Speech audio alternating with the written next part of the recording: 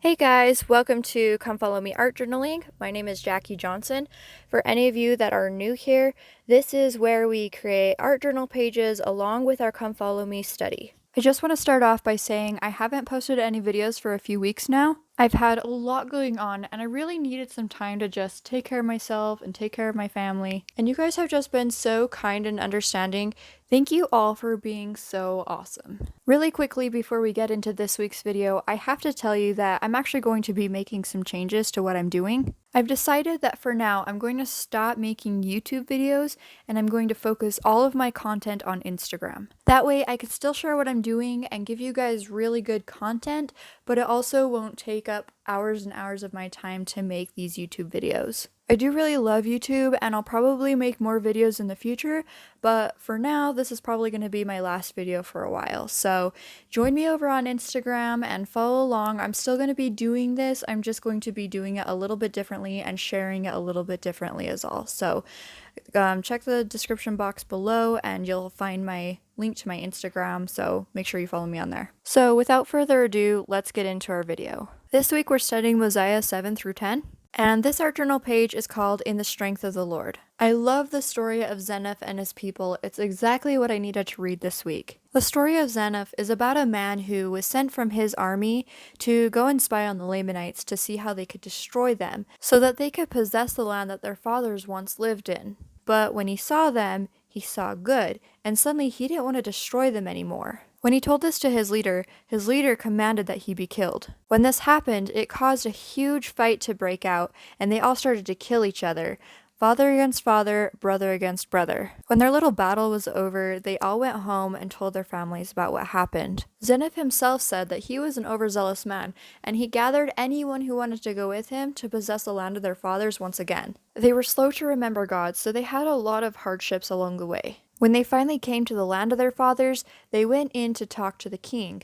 The king was cunning and crafty and wanted Zeniff and his people to be brought into bondage. He ordered the Lamanites to leave the land, and Zeniff and his people were able to live there. After 12 years, the Lamanites wanted to take advantage of all of their hard work and decided that they wanted to steal their food, and they began to kill them and torment them. So now Zeniff's people needed to defend themselves, and this time they prayed their guts out that the Lord would deliver them from their enemies. And they did go forth in the strength and might of the Lord. And the Lord answered their prayers. In a single day they killed 3,043 Lamanites and drove them out of their land, although to their great sorrow they lost 297 men as well. After this battle, they had peace for another 22 years. Ultimately, they were able to find peace because they turned back towards the Lord. They went forth in the strength of the Lord. But what does that mean, and how can we go forth in the strength of the Lord? For me, I started to immediately think about the things that have been impossible for me to accomplish on my own up to this point in my life. Not to be self-deprecating or anything, but just to imagine what it would look like if I personally went forth in the strength of the Lord to accomplish those things. What would that look like? How much more would I be able to do if I did that? I started to see how my weaknesses really could be made strong. In Jacob 4:6-7, it says, "Nevertheless, the Lord God showeth us our weakness, that we may know that it is by his grace and his great condescensions unto the children of men that we have power to do these things." His grace, the enabling and strengthening aspect of the atonement, helps us see and do and become good in ways that we wouldn't be able to accomplish on our own. Ammon also expressed his testimony on this when he said, "I know that I am nothing. As to my strength, I am weak.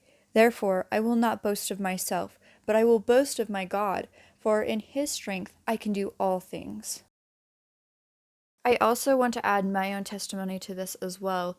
As someone with many weaknesses, I know that anything I've accomplished up to this point is because of the Lord. I am prone to wander and leave the God I love. When I try to do things on my own, I face unnecessary hardships and heartbreak. And every time I turn to the Lord, I truly am empowered to do far more than I am capable of on my own. I'm so grateful for Jesus Christ and his atoning sacrifice that has made it possible for me to be able to draw upon his strength. Without Jesus Christ, I make a lot of emotional choices. And by emotional, I really mean stupid.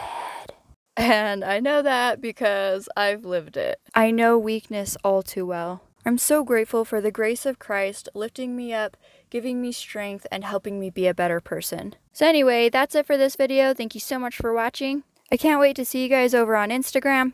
And if you don't have an Instagram account, well, in the words of Woody, if you don't have one, get one. I'll see you guys later.